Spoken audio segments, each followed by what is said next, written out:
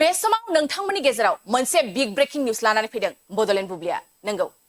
नखराव संनाय गेस थानायफोरनि थाखाय मिथिनो गोनां खौरां बे समाव नोंथांमोननि गेजेराव मोनसे मोजां खौरां लानानै फैदों जुदि नोंथांनि नखराव रन्धन गेस दं अब्ला संनाय गेस नोंथांमोना थाबैनो माखासे गोनां खामानिखौ मावनानै ला आरो बेबो 30 सेप्तेम्बरनि गेजेरावनो जुदि नोंथांमोननि नखराव रन्धन गेस दं अब्ला संनाय गेस दं नंगौ बे समाव मोनसे मोजां खौरां लानानै फैदों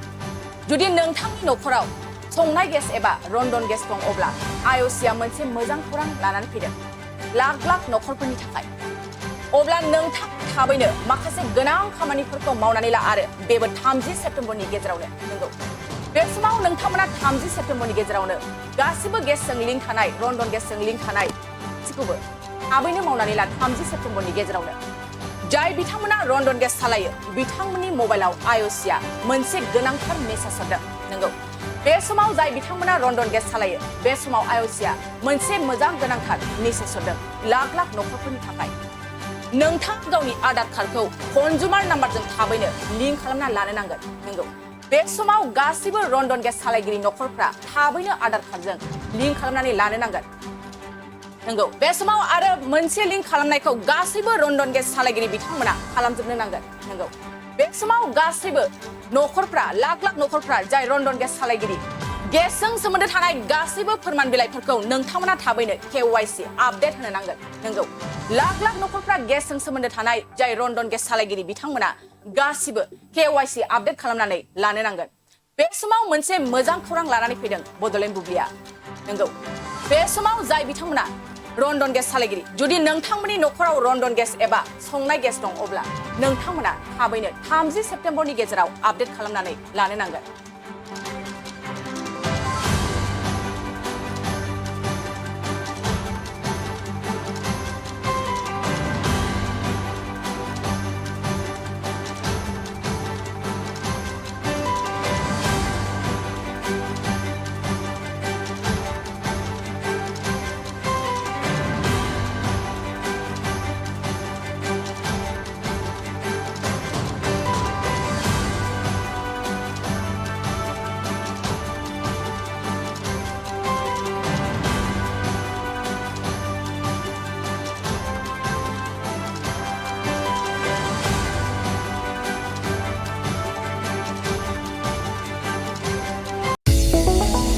चिराङाव सावस्रि सिबिथायनि थाखाय मोनसे मोजां फाहामथायनि राहाखौ लानानै फैदों एसटी क्लिनिकआ आथिखालाव सुबुंनि देहायाव नुजाथिबाय थानाय डायबिटिस बेरामनि थाखाय मोजां फाहामथाय होयो एसटी क्लिनिकआ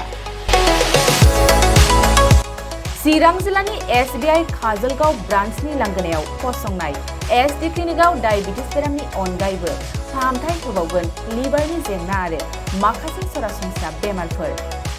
बे एसटी क्लिनिकआव डायबिटिस बेरामनि फाहामथायखौ होगोन जर'खा फाहामगिरि डक्टर समित देबा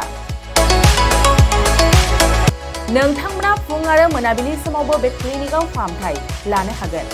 डक्टर लेबरेटरि मुलि ईसीजी सिबिथायनि खाबुफोरखौ बे एसटी क्लिनिकआव मोनजोबगोन